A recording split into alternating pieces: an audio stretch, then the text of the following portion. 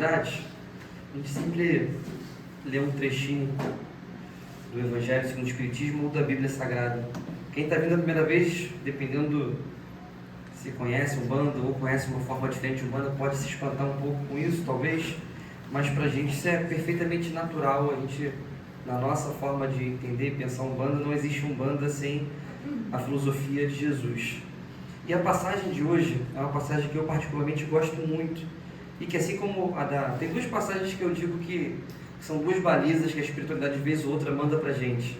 É a parábola da figueira seca, né? Já até troquei de livro, mas esse livro está viciado, não é possível, a página está... que é um grande alerta, né, para que a gente esteja sempre atento. E a parábola dos talentos, são duas que têm uma incidência estatística muito grande. Vamos lá. Diz assim: porque isso também, como um homem que partindo para fora da terra, chamou os seus servos e entregou-lhe os seus bens. E a um deu 5 talentos, e a outro 2, e a outro 1. Cada um segundo a sua capacidade, ausentou-se logo para longe. E tendo ele partido, o que recebera 5 talentos negociou com eles e granjeou outros 5 talentos. Da mesma sorte, o que recebera 2 granjeou também outros 2. Mas o que recebera 1 foi, cavou na terra e escondeu o dinheiro que o seu senhor lhe deu. E muito tempo depois veio o senhor daqueles servos e fez contas com eles. Então aproximou-se o que recebera 5 talentos e trouxe outros 5 talentos, dizendo: Senhor, entregai-me 5 talentos, eis aqui outros 5 talentos que granjei com eles. E o Senhor lhe disse: Bem está, servo bom e fiel.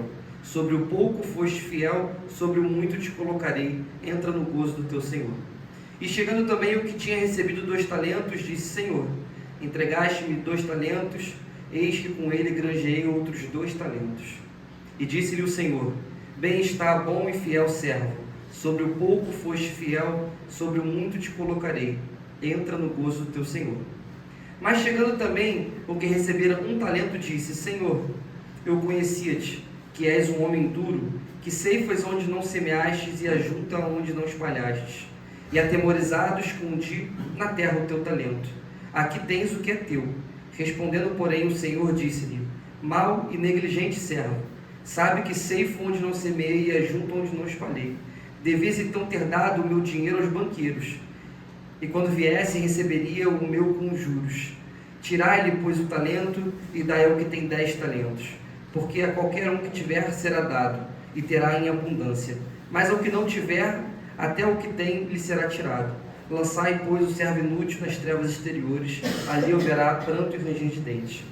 Sempre quando eu estou diante de uma passagem do Evangelho, eu sempre, em absolutamente todas as vezes, eu lembro de uma frase de Emmanuel, que diz que o Evangelho de Jesus é um colar de pérolas, onde cada passagem em si é uma pérola, e que, ajuntando todas elas, a gente tem uma outra joia, que seria o colar. Então a gente poderia, cada versículo aqui, analisar e contemplar e tirar muitas reflexões, e cada um de nós teria uma reflexão diferente, e isso seria inesgotável.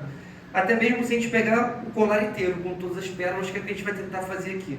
Então o que está acontecendo? Jesus está contando uma historinha. Jesus contava historinhas porque é uma forma da gente entender mais facilmente. Assim como a professora do Beabá, ela vai fazer conta com banana e com feijão e não com X com Y. Quando você está mais velho, ela vai usar o X e o Y e não a banana e a maçã. Então Jesus está contando uma historinha aqui, que um senhor chega com 10 talentos, com 10 moedas, com 10 possibilidades, e dá para um rapaz. Depois dá 5 para outro, 2 para outro e 1 para outro. E tem um ponto interessante que ele fala: de acordo com a capacidade de cada um. Então aquele que recebeu 1 talento é porque ele aguentava 1 talento, o que recebeu 10 é porque aguentava 10. Isso é interessante, porque às vezes a gente olha, a gente está num momento da vida do mundo que as comparações são inevitáveis, né? Hoje em dia você está o tempo todo comparando ou sendo comparado, você fala assim: caramba, aquela pessoa consegue fazer aquilo e eu não consigo. Se ela consegue é porque ela tem costas largas para aquilo, ela tem força moral para aquilo, ela tem resiliência para aquilo. Isso é muito interessante, porque a gente olha no Instagram a vida dos outros e a gente pensa: caramba, fulano tem 10 talentos, eu só tenho 1. Se você tem 1, é porque você dá conta de 1. Se você tem 10, dá conta de 10. Esse é um ponto muito importante. A gente não pode tentar medir a vida do outro com a régua do outro, ou a nossa vida com a régua do outro. Cada um de nós tem uma história, tem um ponto de partida, cada um de nós tem um conjunto de possibilidades, uma história, e a gente não pode se medir pela vida do outro. Mas aí Jesus, ou o Senhor, dá para cada um aquilo de acordo com a sua capacidade. E aí, aquele que recebeu 10 faz mais 10 com aquilo, o que recebeu 5 faz mais 5, o que recebeu 2 faz mais 2, e o que recebeu 1 ficou com medo e enterrou. Isso é muito interessante, porque todos nós temos possibilidades, em todas as áreas da vida. Às vezes a gente tem dificuldade, talvez, na área afetiva, em relacionamentos, mas eu tenho uma facilidade, talvez, em artes, enfim, em várias áreas da nossa vida, nós sabemos um pouco mais ou um pouco menos, não é isso? E o rapaz que recebeu um talento só, ele ficou com medo de fazer besteira. E aí ele não fez nada, ele fez uma besteira com medo de cometer uma besteira.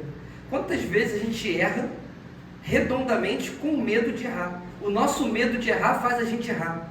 Isso é muito interessante, porque na vida, talvez uma das virtudes, e aí os filósofos vão ter vários debates, alguns vão dizer que a coragem é a principal virtude, porque através dela a gente consegue conquistar todas as outras. Outras escolas filosóficas vão falar que a humildade é a principal virtude, porque sendo humilde a gente consegue angariar todas as outras.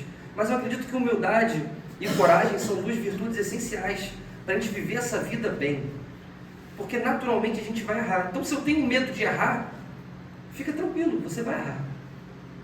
Isso ajuda muito as coisas, porque a Juliana erra, o pai Felipe com certeza erra, a mãe Ju com certeza erra, todos nós erramos, porque se a gente não errasse, a gente não estava aqui com esse corpinho maravilhoso que a gente tem, não é verdade? Então esse é o primeiro ponto que a gente poderia dizer para esse rapaz que recebeu um talento: meu amigo, você vai errar, fica tranquilo, sossega teu coração.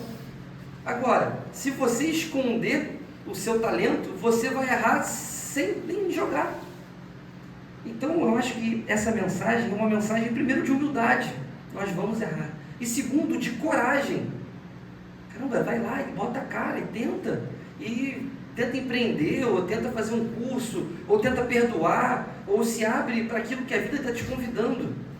Que a gente possa ter essa coragem, que esse rapaz que tinha 10 talentos teve, que o que tinha 5 teve, que o que tinha 2 teve. Que a gente possa ter coragem de tentar algo novo na nossa vida, que a gente possa ter coragem talvez para perdoar alguém, que a gente tem alguma dificuldade, alguma coisa mal resolvida do passado, ou para se lançar no desconhecido, empreender, fazer um novo curso, enfim, fazer um curso. Vou abrir agora aí, talvez, um grupo de oração, terça-feira de tarde, faz, sabe, coloca a tua cara, faz um curso de fotografia, um curso de dança, vai cozinhar para fora, vai fazer uma faculdade, enfim, vamos viver a vida, vamos tentar, vamos nos arriscar. Uma vez, a gente estava com muito medo, e é interessante, porque a tarefa do sacerdócio, eu não gosto dessa palavra sacerdócio, mas é isso, ela me traz muito medo. Não sei se isso acontece com o senhor, ou se em algum momento isso para de acontecer. Não sei se isso acontece com a senhora, mas eu tenho, vou usar uma palavra que exemplifica muito bem, eu tenho muito cagaço. Porque não é meu, é de Deus, né? É um talento que Deus falou assim, ó, segura isso aí, né? E uma vez, o seu Cobra Coral falou para mim, para Ju, de maneira muito carinhosa até, ele falou assim: meu filho, cavalo de Umbanda é cavalo de guerra, você não está aqui para passear, você está aqui para enfrentar batalhas, e essas batalhas acontecem quase sempre dentro de vocês mesmos. Então que a gente possa enfrentar essas batalhas, pegar esses talentos que a gente tem e usá-los sem medo, porque senão não serve. Tem uma frase do Sun Tzu que eu acho muito bacana, que diz assim, Sun Tzu, aquele que supostamente escreveu a Arte da Guerra, ele diz assim: não adies o momento da batalha, nem espere que o fio de tua espada embote. A rapidez é a seiva da guerra. O que ele quer dizer pra gente? Caramba, a espada é feita para cortar. Se você não usa a espada para cortar, de nada serve. O fio dela vai embotar, suas armas vão enferrujar. Então usa, porque na medida que a gente vai usando, na medida que a gente vai caminhando, o caminho vai se abrindo, as coisas vão melhorando, ou vão piorando logo, e às vezes piora logo, e já resolve logo, e a gente segue o baile. Então que a gente possa pensar nisso, que a gente possa usar os nossos talentos, e todos nós temos. Se você está pensando agora assim, caramba, eu não tenho talento nenhum, reflete com calma, você tem talento, com certeza. Todos nós temos muitas possibilidades. A gente já veio nessa terra muitas vezes, e cada vez que a gente vem, a gente aprende alguma coisa nova. Então que a gente possa movimentar um pouquinho disso, que a gente possa agora deleitar-se com o que nosso Pai tem para dizer para a gente.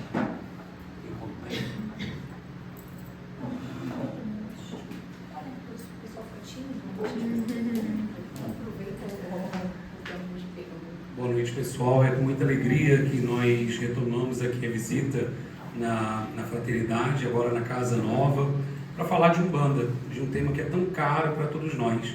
E a Umbanda como caminho para a transformação. A Umbanda ela não é proselitista, ela não tenta catequizar ninguém. Ela não faz nem muita propaganda, nem cacareja tanto nos milagres que acontecem. Quantos milagres vovó Joana, seu cobra coral, o vovô Bento e tantos guias de luz realizam no silêncio do terreiro, lá no silêncio do seu toco. Ele não está preocupado com reconhecimento, com mérito e com uma estrelinha, porque às vezes o nosso ego precisa, né? De palmas, uma estrelinha, mas ele está ali, calado, vencendo a batalha, calado, vencendo aquela guerra, a guerra pela nossa transformação. Na Umbanda nós falamos de muitos arquétipos dos orixás e vamos pensar no arquétipo de Ogum, que é o arquétipo do guerreiro. Todos nós, em alguma vida, em algum instante, fomos guerreiros. Temos esse aspecto na nossa personalidade. Mas a batalha mais difícil é a que cavamos agora. É a batalha pela nossa transformação. Quando a gente fala de Ogum na Umbanda, é o guerreiro, e a gente fala, o Senhor das batalhas, é o Deus da guerra, mas não da batalha sangrenta. É da batalha pela transformação interior, pelo nosso burilamento. E aí, nessa situação, eu peço Ogum ao quê?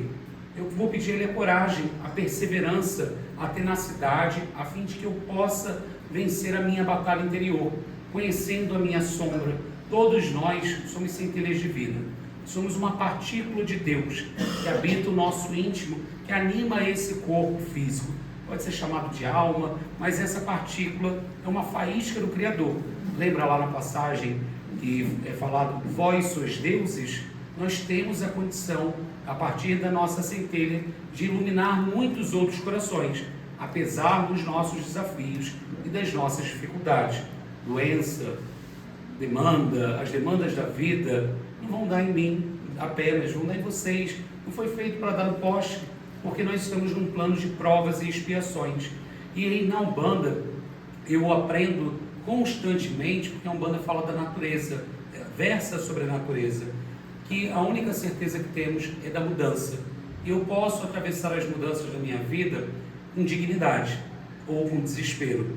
Às vezes eu falo, diante de situações difíceis, Deus me dá dignidade para atravessar essa prova, me mantenha equilibrado, sereno, porque imagina se o bom marinheiro ficasse desesperado quando o mar estiver numa reviravolta, estiver mexido, ele não vai conseguir manter o equilíbrio, ele não vai conseguir manter o foco no norte que ele tem. E o nosso norte, que nós temos, é a evolução nesse oceano de Deus, é o nosso crescimento.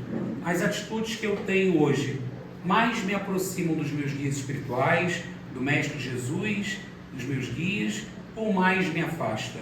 Será que eu estou numa sintonia, que às vezes eu faço as minhas orações, até meio que num piloto automático, pedindo muita direção a Deus e esperando uma graça, mas às vezes os guias vêm ao meu lado, dispostos a me auxiliar nessa graça, porque o milagre começa dentro de mim. E às vezes eles me intuem um caminho, e eu estou tão fechado àquela inspiração, que eu não me coloco receptivo, ativamente disponível para que a bênção possa acontecer.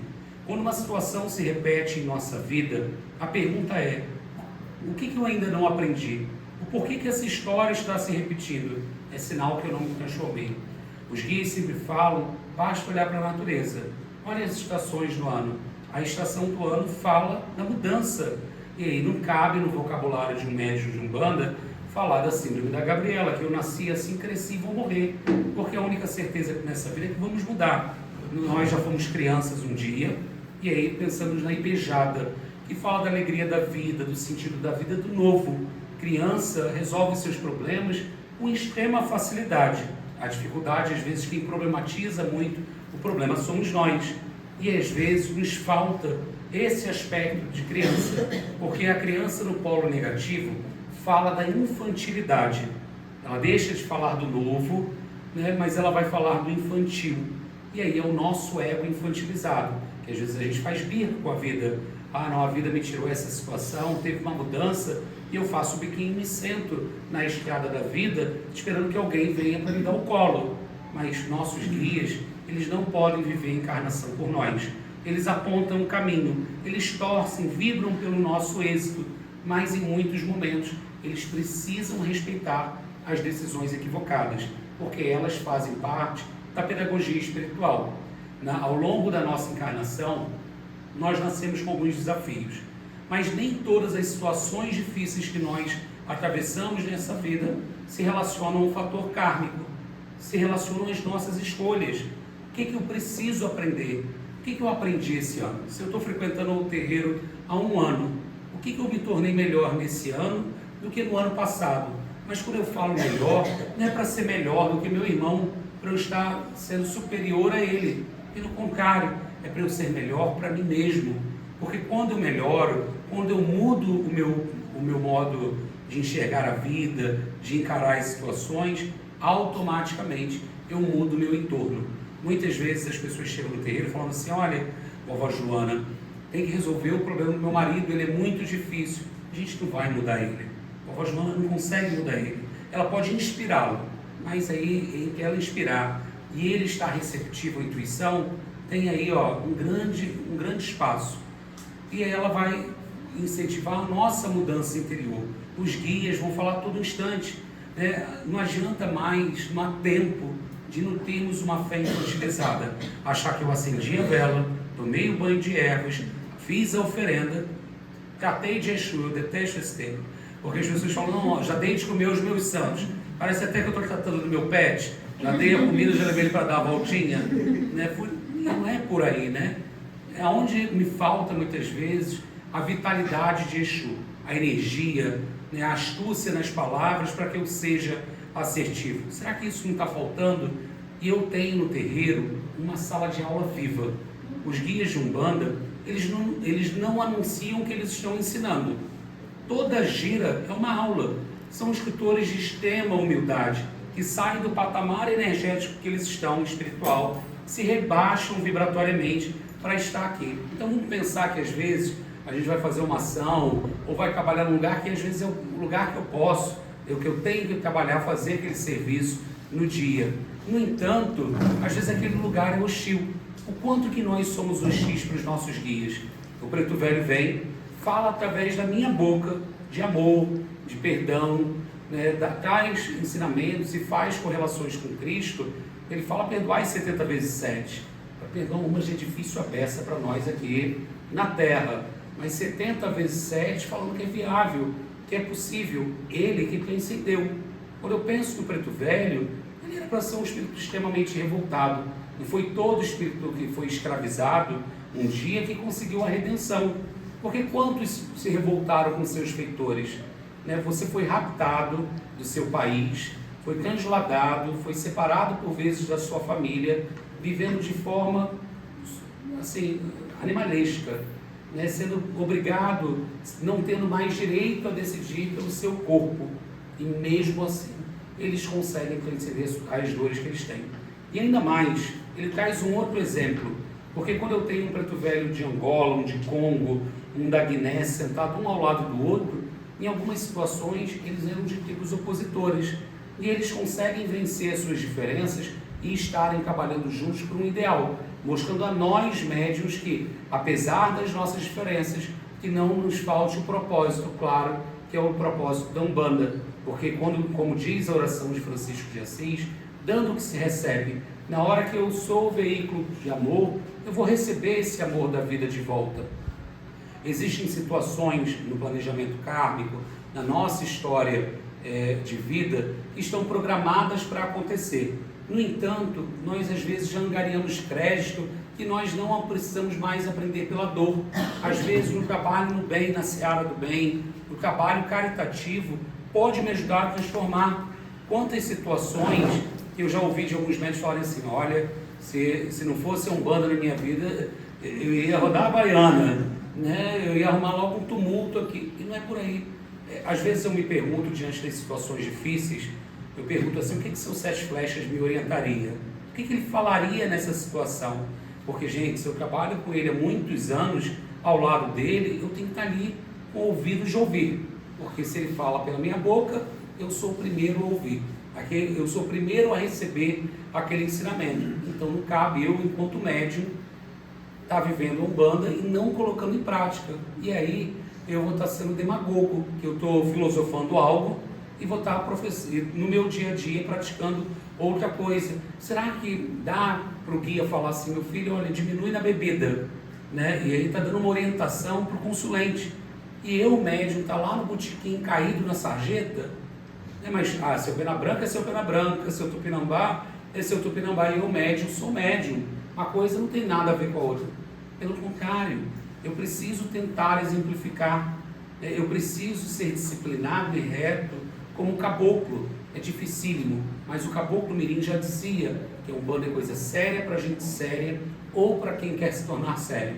O processo de transformação dói. A pérola só vira pérola a partir de muito atrito, né? Então, o passarinho só sai do seu ninho quando ele eclode ali o ovo, ele vence pela transformação. A lagarta só vira borboleta por meio da metamorfose, e a natureza falando que transformar é necessário. A cobra muda a sua pele, né? Falando que é necessário às vezes deixar para trás o velho, o passado, aquilo que já nos pesa. Porque quando eu chegar na parte espiritual, né, eu brinco que meu lugar é lá junto com Alexandre, lá no umbral, né? Eu falo que tem uma piscina de lama lá para mim. Mas quando eu penso nesse processo da mudança, eu penso o seguinte, às vezes a pessoa fala assim, não, fui para o terreiro fazer caridade. Lamento informar, quem faz caridade é o guia. Nós somos aprendizes da caridade. Eu dou o meu tempo, dedico o meu tempo, mas eu estou tendo ali uma aula particular com o guia espiritual que eu sirvo e com a vivência do coletivo. Porque viver numa corrente espiritual é viver muitos espinhos. Porque o maior desafio não é o trabalho espiritual, é a relação com o ser humano. Às vezes com aquele consulente que às vezes está ali muito alterado, às vezes ele pisa no meu calo naquele dia, um irmão de santo que não faz a parte dele, marca a gira de Exu, o terreiro lota, ele é o primeiro a chegar com o cabide dele, mas fala que é a faxina, que é o mutirão, ele não aparece, e aí eu fico com raiva daquele irmão. Eu vou lá e encho o saco do dirigente espiritual, falando, pô, mãe Juliana, não viu isso? O que fulano fez? E Pai José, mentor espiritual na nossa casa, ele diz o seguinte, que as sementes são lançadas, umas a terra vai brotar logo, umas vão germinar o quanto antes, outras não vão conseguir encontrar os nutrientes necessários naquele solo, e algumas outras vão germinar daqui a muito tempo, mas todos têm a mesma oportunidade. A Umbanda, seguindo a filosofia Bakongo, a filosofia ancestral africana, ela vai falar da circularidade. A Umbanda ela coloca pessoas distintas, em graus de evolução diferentes, na mesma sala de aula que é a gira. Cada um está num nível de desenvolvimento espiritual, moral, intelectual, mas ali vestindo branco é um convite fraterno a todos sermos iguais. Não há distinção. Quando eu penso, poxa, mas se eu for procurar o caboclo mais forte dessa casa, não, ele é tão forte como o seu rompe-mato. Né? Não tem caboclo maior do que o outro, porque eles não disputam entre si, eles não têm essa vaidade, eles estão despidos disso. E eles estão exemplificando para mim a transformação, a minha mudança, que eu não devo concorrer com o outro, eu devo ter a consciência do meu trabalho. Eles se unem em prol de uma única prática, a prática da Umbanda, servir em nome do Cristo, porque eles vêm à Terra para auxiliar as ovelhas que estão perdidas, as ovelhas que se distanciaram, porque o guia espiritual, o trabalho de Umbanda tem um efeito muito forte, que é um efeito terapêutico, não é terapia, mas tem um efeito salutar em nossas vidas. Os guias trabalham muito com um termo chamado escutatória, que Rubens Alves falava. A gente fala muito de uma oratória bonita, mas os guias eles têm a arte de escutar. Eu brinco que terapeuta de pobre, quando surgiu, era Preto Velho. Preto Velho surge antes da psicologia no Brasil. A psicologia chega em 1960 e Preto Velho já estava desde antes da macumba carioca, baixando nas senzalas e sem se importar se é umbanda ou se não é. Hoje a gente fala de umbandas africanizadas, espiritistas, por aí vai. Mas eu nunca vi caboclo chegar e perguntar assim, que umbanda é essa aqui para eu chegar? Ele não se importa com isso. E olha que ao lado dele ali também na gira de caboclo, eu tenho povos que guerreavam entre si. É um Tabajara com Tupi-Guarani, com Cariri, com Charrua, são povos diferentes que mostram que a diferença, ela não está para nos cindir, para nos separar. E pelo contrário, ela está para mostrar que nós somos filhos de um único Deus e servimos a uma única banda, a banda de Deus. Essa banda, o Caboclo das Sete Encruzilhadas, que anunciou a Umbanda, a definindo como a manifestação do Espírito para a prática da caridade, ele falou que para fazer Umbanda era necessário uma árvore, um cambono, o consulente e o médium. É só isso. A árvore para guarnecer, para proteger do tempo, o cambono para sustentar e para auxiliar aquele trabalho. E muita gente acha que ser cambono é demérito, que na Umbanda só entra médium para incorporar. Se eu não for médium de incorporação, não posso ser umbandista. E é um ledo engano, informa os navegantes. E ele falava do consulente, porque o consulente é aquele que nos oportuniza a exercer a nossa mediunidade, a mediunidade segura com Cristo. Porque quando eu vou bater cabeça no gongá, eu bato a minha cabeça falando que eu estou alinhando os meus chakras, o meu corpo, mente e espírito, quando a gente toca assim a cabeça, né? Falando que eu estou alinhado ao propósito daquele que está no mais alto, que é Pai Oxalá. E é claro que tem uma dupla pertença, o médium supremo, o Mestre Jesus, que por aqui passou e foi o maior médium que já existiu e possivelmente teve aqui na Terra conosco. Podemos usar o exemplo de Chico Xavier, um grande médium, mas médium missionário, que mesmo assim enfrentou muitas dores. Médium missionário, pessoal, que às vezes a gente não tem uma missão. A sua missão é ser uma pessoa melhor. Essa que é a sua missão, é ser feliz. A missão de Chico Xavier era outra. Ele já tinha encarnação destituída dele próprio para o trabalho no coletivo. E eu posso pensar numa irmã Dulce, numa Maria Teresa, tantos outros avatares, Francisco de Assis, Antônio de Pádua, que passaram por aqui com uma missão muito maior. Eles já tinham um sentimento ágape, de amor incondicional, de união. Não era assim só para favorecer a minha família, porque às vezes acontece isso, né? Não, eu sou médium de Umbanda, vou fazer minha caridade para minha família. Onde está a caridade? Tem uma passagem que Chico Xavier está muito desesperado, porque o irmão dele tem um AVC, na época não davam esse nome, isso passa lá no filme, tem na biografia dele, e ele pede, e a família cobra, que ele, cadê o tal do Dr. Bezerra de Menezes para salvar o seu irmão? E ele pede em oração ajuda a Emmanuel, e Emmanuel pergunta a ele, por que a família Xavier é mais privilegiada do que a família Silva, Correia? Por que tem que ser o privilégio? O terreiro me oportuniza a trabalhar pela caridade, para a caridade, para qualquer pessoa que ele entrar, indistintamente, porque no trabalho, na manifestação do Espírito para a prática da caridade, como falou o Caboclo das Sete Encruzilhadas, a Umbanda não vai cobrar pela caridade. Se eu tenho ali um Espírito que está se manifestando para a caridade, pela expansão para o trabalho caritativo, será que ele vai interferir no meu livre-arbítrio? Ele pode falar, olha, ele pode falar, o caminho da direita é o melhor, mas quem percorre o caminho da direita somos nós, e às vezes eu escolho da esquerda. Está tudo bem, às vezes o da esquerda é mais difícil, mas é a prova que eu preciso naquele momento. Cada um de nós tem a sua cruz sob medida. Ninguém tem a cruz mais pesada do que o outro. Por isso que a gente fala, nossa, que situação que fulano está passando, eu não daria conta. E graças a Deus, porque aquele é o desafio de fulano. Ele veio sob medida para passar aquela prova. Nós nos preparamos muito para ter o êxito nessa encarnação. A espiritualidade diz que às vezes a gente não consegue cumprir 40% do combinado nessa encarnação. E aí assim, e a gente quer fazer tanta coisa ao longo da nossa jornada, mas às vezes bate a preguiça, né? Aquela preguicinha, vou pro terreiro na sexta-noite, não sou uma série nova na Netflix, vou ficar aqui assistindo a série, tá meio chuvoso, parece que vai chover. Eu arrumo várias desculpas para procrastinar, mas na hora que eu preciso do sagrado, o terreiro tem que estar à disposição. Tem um dito popular que fala que a gente só lembra de Santa Bárbara na hora que ronca a trovoada. Eu só lembro dos guias espirituais na hora do aperto. Muitos de nós, uma pergunta que eu faço sempre nas lives, eu abro a live no canal do TEA perguntando assim, você chegou na Umbanda? Foi pelo amor, pela dor, pela curiosidade, ou nasceu um berço umbandista, que são poucos, às vezes esses, né? O Pai Lucas teve esse privilégio de nascer um berço umbandista, mas muitos chegam pela dor na Umbanda. E é a dor, a gente tende a se revoltar, a gente tende a ficar de mal com Deus diante da prova da vida. Mas diante dessa prova, o que eu posso fazer? O que a vida tenta me ensinar? Como que eu posso transformar a dor e transcender a dor que eu estou enfrentando? Eu nunca vi o guia virar as costas para ninguém e falar, não vou te atender não. A sua dor é menor do que a de fulano.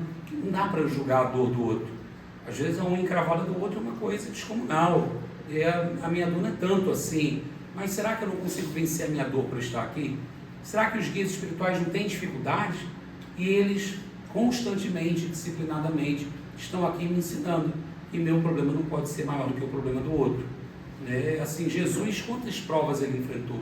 Jesus se preparou por 30 anos até ele surgir na vida pública.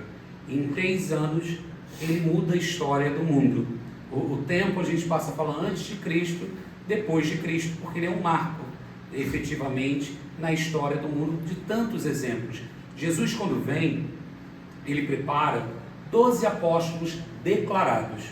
Porque se a gente for pegar Maria de Nazaré, Maria de Madalena, Lázaro, tantos outros que estiveram com ele, que foram transformados por ele, até o final, até quando ele estava lá na cruz, e a gente tinha a presença de Dimas, o bom ladrão estava lá ao lado dele, na cruz, e se transformou e foi santificado também.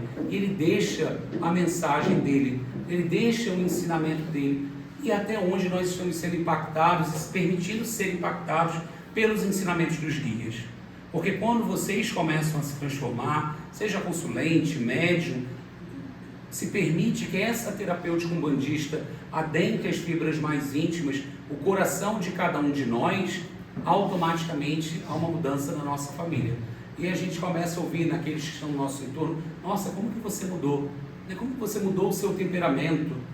Porque não às vezes, guardar do almoço para janta, não, eu falo mesmo, mas é cristão às vezes falar mesmo. A palavra falada é a flecha lançada, não volta atrás. E aí assim, a gente tem que ter cuidado, ter a hombridade de às vezes pedir desculpas, mas a gente não pode banalizar a desculpa. Não, sempre eu peço desculpas, ela aceita, eu sei que eu sou assim. Gente, desculpa, eu não tenho nada com isso. A mudança é sua, e eu preciso conhecer os meus pontos cegos. Eu falei da centelha divina que nós somos, mas à medida que nós nos afastamos de Deus, a gente abre espaço para a nossa sombra, para o nosso aspecto sombra.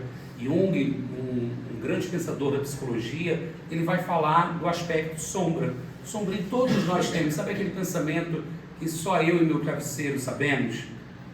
Como que eu mudo ele?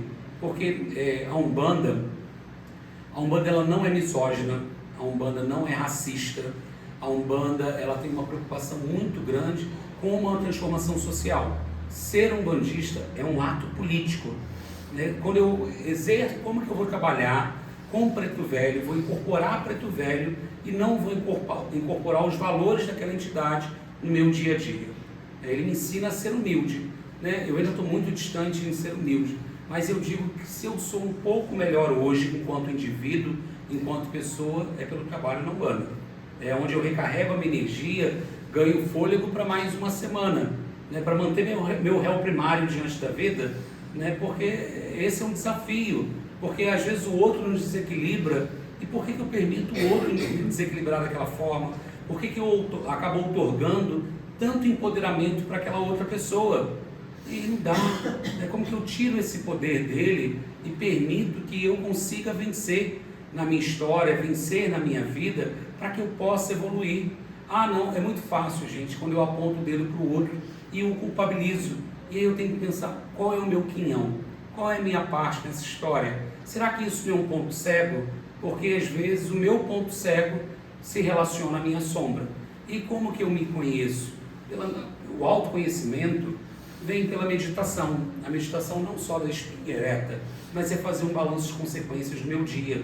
Na hora que eu paro, vou fazer minha oração, porque da mesma forma que eu preciso me alimentar, eu, Felipe, diariamente, meu espírito precisa do pão espiritual da oração.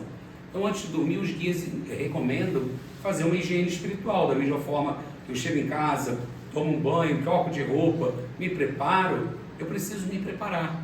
Então, agradecendo por aquelas oportunidades daquele dia e que eu tenha a bênção do dia seguinte. Porque às vezes a gente fala assim, não, amanhã eu resolvo isso, amanhã deixa isso para lá. E passa a encarnação e eu não fiz nada. E aí eu tenho duas escolhas, gente, de passar a encarnação. Ou sem fazer nada, vivendo a vida num piloto automático, trabalho, casa, todos os prazeres das redes sociais, meu consumismo, ou eu passo aqui pela vida fazendo a diferença. Ao passar pela vida, popularmente a gente fala que um indivíduo, um espírito quando encarna, né, no popular fala assim, tem que ter um filho, escrever um livro, né, e plantar uma árvore. É claro que isso tudo pode ser transformado. Um filho pode ser um projeto, um livro é o que você deixa marcado no livro da vida. Porque qual é o legado de cada um? Se hoje a vida finalizasse, como que iriam lembrar do Felipe? Como que iriam lembrar, como que se lembrariam de nós? Fulano, porque as pessoas tendem a santificar o outro quando morre, né? Nossa, maravilhoso, pai de família, homem de bem. Era um canalha, mas lá na lápis está escrito que era maravilhoso. Está enganando a quem? Porque quando a gente chega do outro lado espiritual, a única coisa que a gente leva é a nossa bagagem. O que a gente está levando? Tem uma passagem em Nosso Lar, que André Luiz questiona que tem um espírito pedindo acesso ao nosso lar, o espírito de uma mulher, e eles não concedem o acesso, e ele fica horrorizado com isso. Ali não é uma das moradas da casa do pai, mas aquele espírito ainda não estava pronto para ser ajudado. Quantos espíritos baixam no terreiro, quiumbas, obsessores, são doutrinados pela espiritualidade e ainda não estão prontos para serem socorridos. Às vezes eles não podem nem ser tirados ao lado daquele encarnado, porque está tão simbiótica aquela relação, está tão entrelaçada que se retirar é capaz daquele indivíduo desencarnar. E ainda tem espíritos que falam o seguinte, eu até nem queria estar do lado dele, mas ele que me atrai, ele que me chama. E aí a gente fica criando a fé infantilizada, quando eu vejo baixar um obsessor, ele que é o vilão. E será que ele que é o vilão da história? Porque às vezes ele está vindo para falar o seguinte, quando o obsessor me reencontra nessa encarnação, de uma vida passada, ele está vindo para falar, você continua o mesmo, você não mudou nada. E como que ele consegue se afastar de nós e se libertar, nós nos libertarmos dele e ele se libertar de nós, quando ele observa a nossa mudança? Lá no filme sobre a vida de Divaldo Franco, Máscara de Ferro foi o obsessor dele de muitas e muitas eras, ele só consegue se libertar pelo amor. Ele tenta até o final, mas tem uma hora que ele está cansado. E é na hora que ele está cansado que a espiritualidade consegue estender a mão e ver que aquele espírito já não está tão envernizado no orgulho, no ódio, no rancor. Quando eu desejo, né, o mal a alguém, e é uma coisa que a gente precisa se policiar muito, né, eu automaticamente me contamino com aquela energia. É como se eu fosse querer pegar um punhado de lama para jogar no outro, eu sou o primeiro a ficar com a mão suja, a respingar em mim. O pensamento, assim como a flecha lançada, é um dardo. Na hora que eu desejo mal a alguém, eu estou me contaminando com aquela energia e estou lançando ela para o outro. Às vezes pode até ser um trabalho feito, um trabalho encomendado para alguém, e aquilo é lançado. Mas se eu estou num padrão energético, vibratório mais elevado, aquele trabalho, aquele ataque, aquele dardo, não encontra consonância, não encontra brecha na minha energia. Às vezes aquela energia vai ficar circulando ao meu redor, aí na hora que às vezes eu me estresso numa fechada no trânsito, que eu me irrito, que eu me aborreço, a frequência baixa, aquele espírito encontra, né, uma brecha para ele passar. Igual uma infiltração numa laje, a água vai encontrando ali o caminho até ela infiltrar e começar a pingar, e a gente fala que esse processo é o processo de adoecimento espiritual, porque quando a doença surge no corpo físico, ela já aconteceu no plano espiritual, e a transformação ela vem penetrando até chegar no corpo físico, e a transformação é mais difícil, a cura é mais difícil, porque ela começa no meu interior, com a minha mudança, e aí ela precisa até chegar à cura fazer o caminho inverso. E aí as pessoas às vezes ficam muito chateadas porque, como eu, filho de fé, eu faço tudo que os guias mandam e eu não tenho a bênção da cura. O que está acontecendo? Né? E aí a revolta, ela é má conselheira. Porque na hora que eu começo a me revoltar, os irmãozinhos da rua de baixo se aproximam e falam, isso mesmo, você não vale nada. Essa tal de Umbanda para quê na sua vida? Porque as pessoas acham que a Umbanda tem que resolver todos os nossos problemas.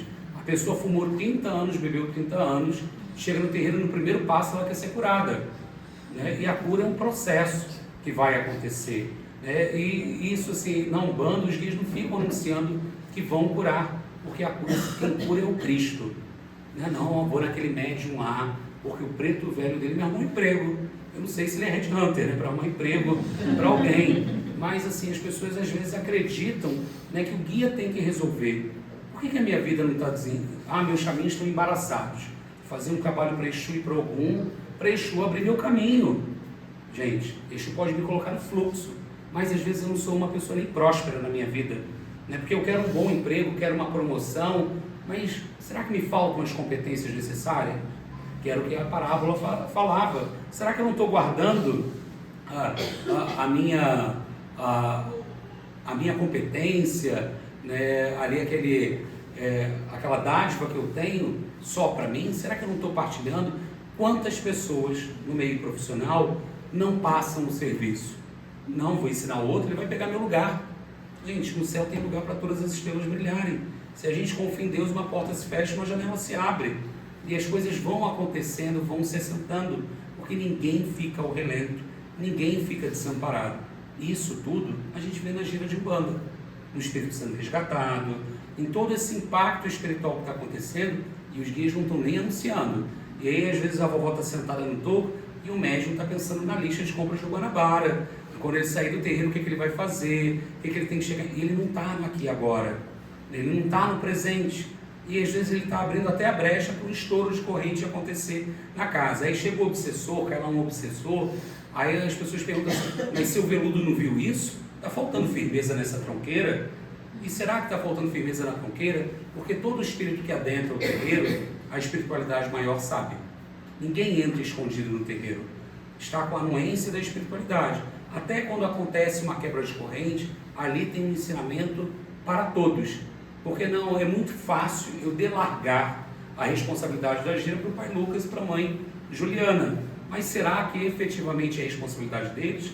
Porque é um trabalho do coletivo. Existe uma equipe espiritual dando conta. O trabalho espiritual é mole de levar. Os guias têm total competência para isso. Mas às vezes falta a retidão e a disciplina no nosso lado. E aí, gente, se eu sou médium, me manda ainda mais um médium que já está um pouco mais tempo na casa, já conheço a cultura da casa, eu tenho que ser exímio, principalmente para aquele irmão que chega. Se alguém da assistência chega e faz uma pergunta e você não sabe, meu irmão, desculpa, eu não sei, mas eu vou buscar informação e nós vamos aprender em conjunto, e ninguém aqui vai saber tudo. Mas se você está ali na gira de Umbanda, no terreiro, é hora de ver e ouvir de ouvir. Eu preciso aprender com o seu cobra coral, eu preciso aprender com os guias espirituais.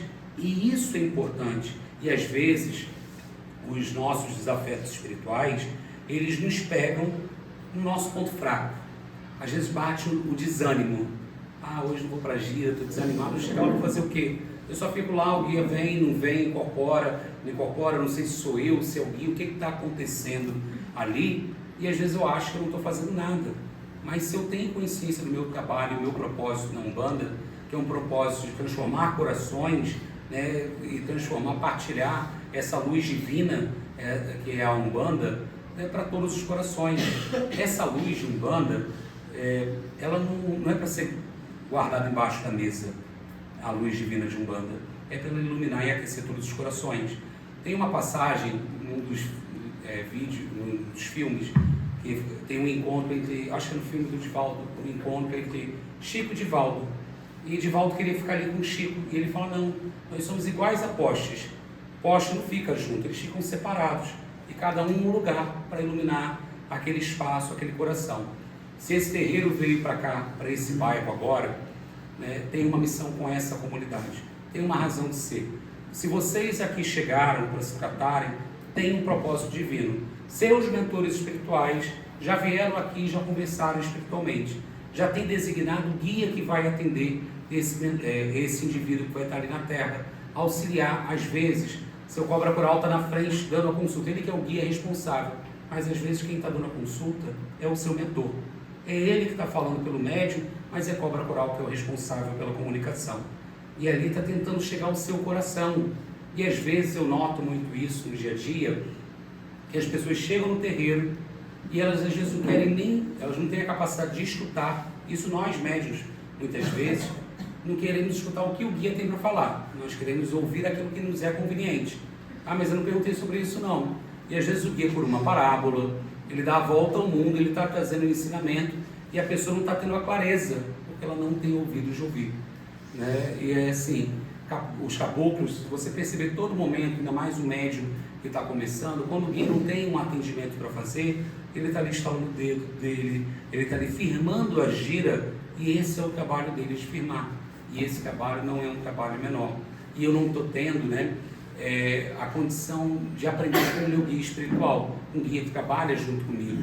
Muitas vezes os guias passam anos burilando os seus médios, lapidando o médium, ensinando a ele às vezes a só ficar em silêncio, né? Porque em silêncio a espiritualidade está vencendo, está trabalhando, está desmanchando uma demanda. Na hora que o guia fala assim, vamos firmar a cabeça, firma a sua cabeça, firma o seu pensamento, entra em oração, né, pedindo para que a transformação se faça. Tem dois momentos que eu considero nesse processo da gira de Umbanda importantes. A chegada de um guia, que é quando ele ancora todas as energias ali para as graças acontecerem, e na subida dele que ele vai levar todos os pedidos, as resmas, as energias negativas, e muitas vezes ele deixa uma mensagem individual por meio de uma consulta, ou uma mensagem coletiva ali para todo mundo que está ali ouvindo de ouvir aquele aprendizado. E quantas vezes, né, Jesus falou para os apóstolos e eles seguiram pela casa do caminho, seguiram a história partilhando os ensinamentos de Jesus. Jesus escreveu a Bíblia, né? Disse que foi os apóstolos, por meio dos apóstolos que foi escrito. E aqui nós somos apóstolos de Pai Oxalá. Cada médium é um sacerdote de si mesmo. Cada médium, diferente das igrejas, de outras religiões, onde o culto ele está centrado no sacerdote. Na Umbanda, o culto está centrado na abertura, na direção. Mas cada médium é um templo redivivo. É um templo onde seus 7 estrelas, seus 7 cobras, Dona Jurema, seu Tupinambá se manifestam trazendo uma única mensagem, que é a mensagem de Deus, que é a mensagem da transformação. Então, eu queria deixar como reflexão para vocês, se vocês permitem a Umbanda transformar a vida de vocês. Se vocês estão partilhando essa transformação, assim como Cristo partilhou o pão para transformar outros corações, que sejamos sempre pertencentes a essa corrente do bem. E se eu não quero atrapalhar ninguém nessa vida. Se eu não posso ajudar, eu não vou atrapalhar. Mas se eu posso estender a mão e mostrar o caminho, assim como alguém me mostrou um dia, que eu possa ser luz, que eu possa ser um farol, né? Lá longínquo no mar, né? Na noite escura, que eu possa ser um farol, assim como os guias são um farol nos guiar. E assim eu deixo essa mensagem, agradeço pela oportunidade de vocês escutarem, né? E que possam refletir e levar essa transformação de Umbanda a todos os corações, fazendo jus a esse chão que os abrigou, a essa casa que os acolheu, a fim de levar a bandeira de Umbanda em nome de nosso Pai Oxalá a todo mundo. Gratidão, meus irmãos.